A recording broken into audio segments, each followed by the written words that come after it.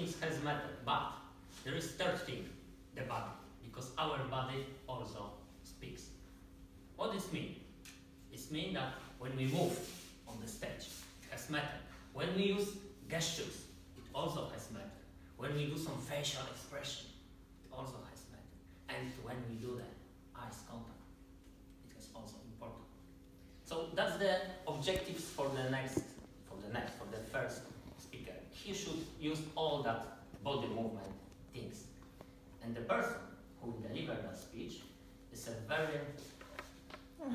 is a fucking brave man. Because he came from the Ireland to Poland and live here. More. He started doing business in Poland. Come on. Only fucking brave people can do this. And that man is Roy. Please welcome.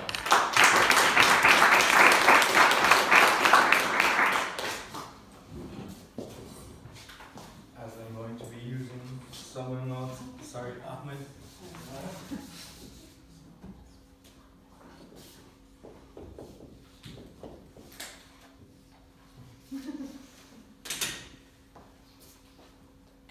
I was going to do a speech in Polish, but I know what it's like for the people that are here that don't speak Polish. It can be very boring and you switch off. I've seen people read books, play chess, do anything, just totally switch off from what they're doing.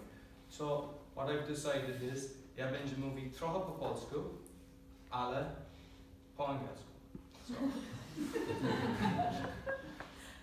So when I came to Poland first, I wanted to learn how to speak Polish. So I immersed myself in a month course in the university.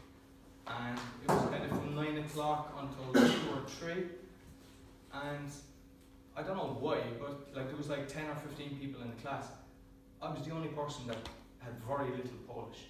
The rest had done a good bit of Polish.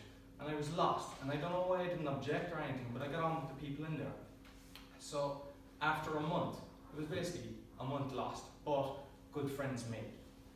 So my journey continued, and I knew I needed to learn.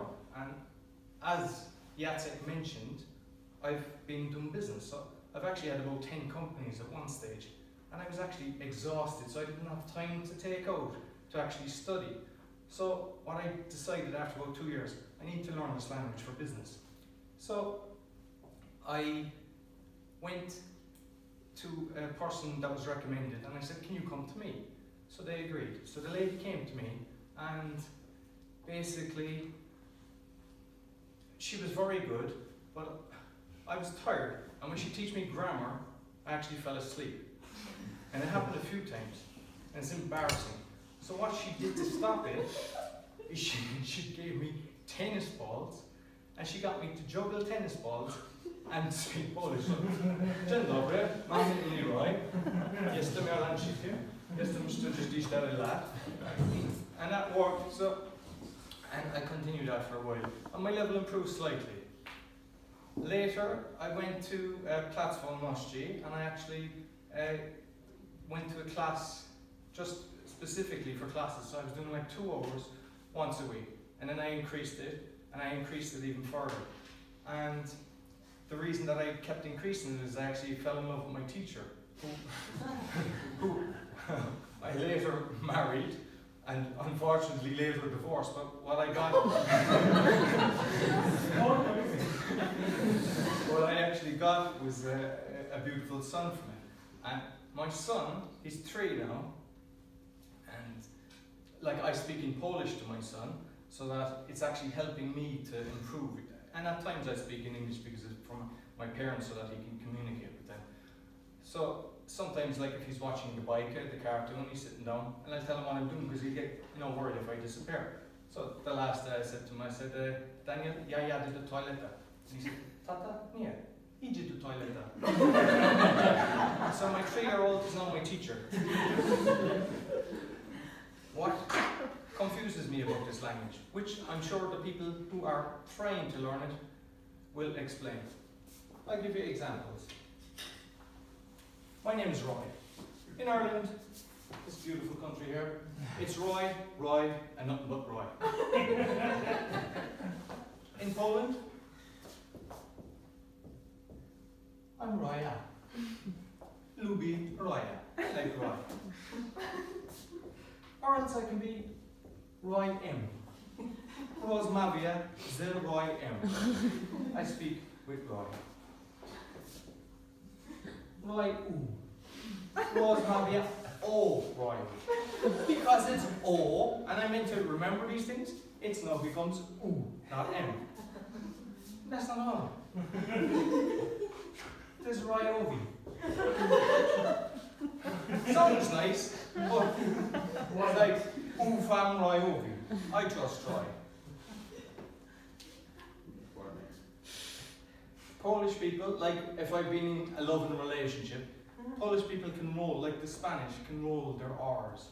Like, I can't do it, but you know, when you say, so when things are great, it's like, Roy, and it's like the beautiful French accent, it just sounds beautiful. But what happens is when they're pissed off with you, they'll actually say, like a German hard accent, Roy!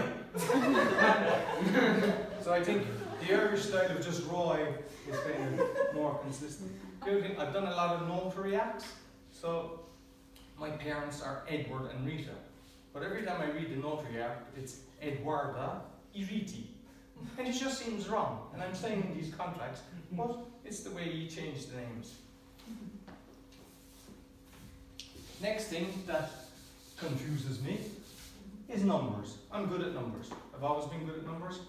So the first thing I kind of learned was numbers, because I said 1 and 1 is 3, including my profit when you're working.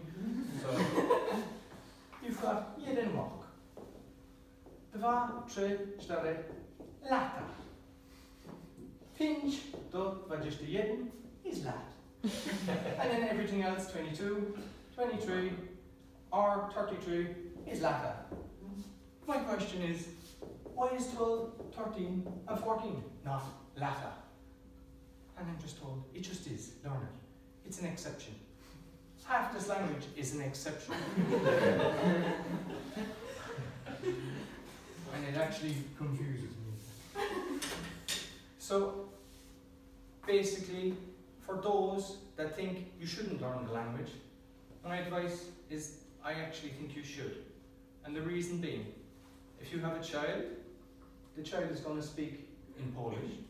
So not only would you like to communicate at times, but if they're in the class, they have their friends over, you want to know if they say "Coś narkotyka" or "Ja idzie do piwo," and he's only 15 years of age, so you don't allow that. So